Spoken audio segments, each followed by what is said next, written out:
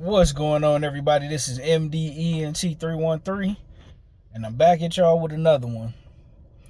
Listen, I want to talk about the presidential election. Shout out to Donald Trump for winning. Shout out to Kamala Harris for competing.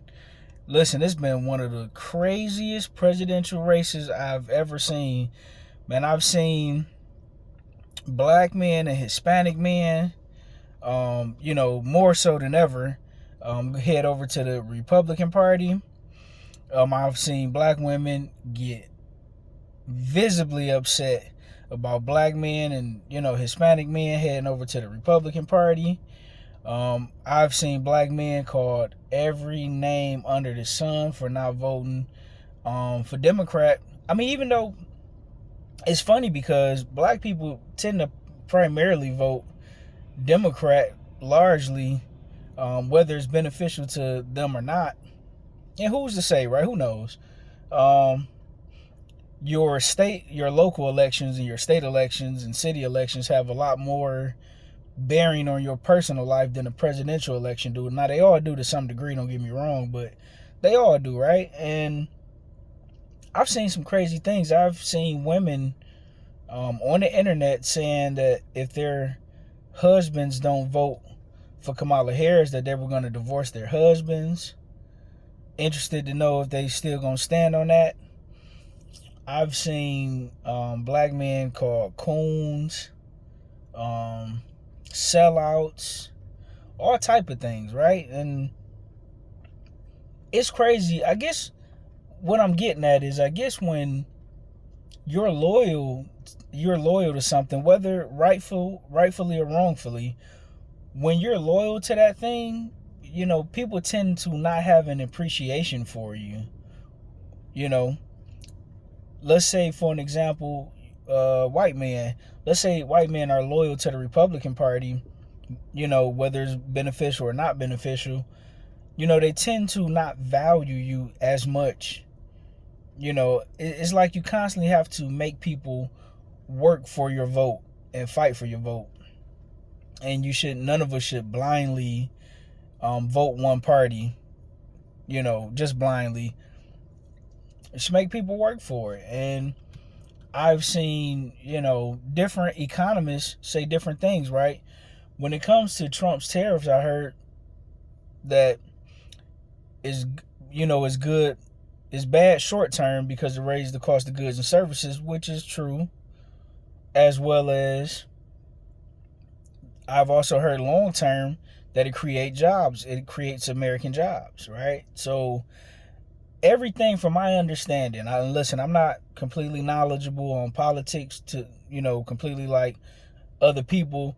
But when I read both what Kamala Harris and Donald Trump offer, no situation is perfect, right? They all have pros and cons to whatever they're offering. When I looked at Kamala Harris and what she's trying to do, as far as when she was offering the for an example, when she was offering the $25,000 for the First Time Home Buyers Act, well, that's phenomenal, for the people that's trying to get in homes, and that's, that helps out, tremendously. But I've also heard the downside to that is that $25,000 is going to be baked into the overall cost of the house, which is then going to increase, the price of houses. Because, for an example, if I know that people are getting a $25,000, voucher pretty much, or whatever, toward their homes, if I'm going to sell my home, I'm going to increase it to capitalize off of that situation. And that's what I believe that the majority of homeowners and, real estate agents would do, to make extra money, right? So nothing we do is all good or all bad. Everything we do in life have choices and trade-offs, pros and cons. For an example, I'm in the steel industry, right? So for my particular industry, on one hand, we benefit from the tariffs because it puts people or businesses in a situation where you can either buy great steel, which we produce at, what is it called? at market value, or you could buy, you know, steel that isn't so good that's coming in from out the country at the same price, which helps my particular industry, right? But like I say, everything have pros and cons. So even though that would save a lot of the manufacturing jobs, as well as incentivize American businesses that went overseas to come back to America, it also hurts in the fact that the cost of living will go up. So like I say, man, regardless to whoever you voted for, you always gonna have pros and cons. I don't care whether you're Republican, Democrat, or you vote third party. Nothing is a perfect situation around the board.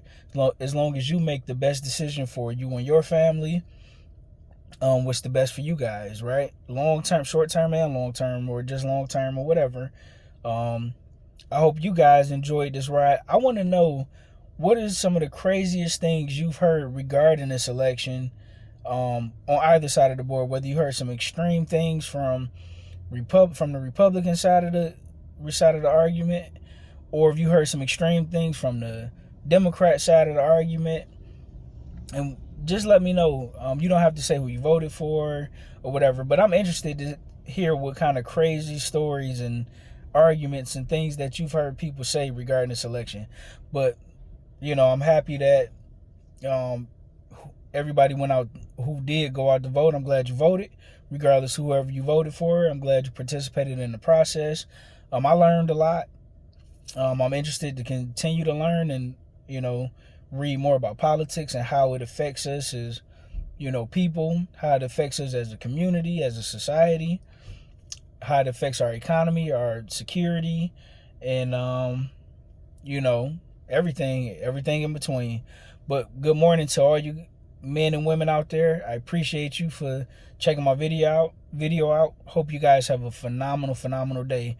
Let me know what you think, guys. Like, share, and subscribe.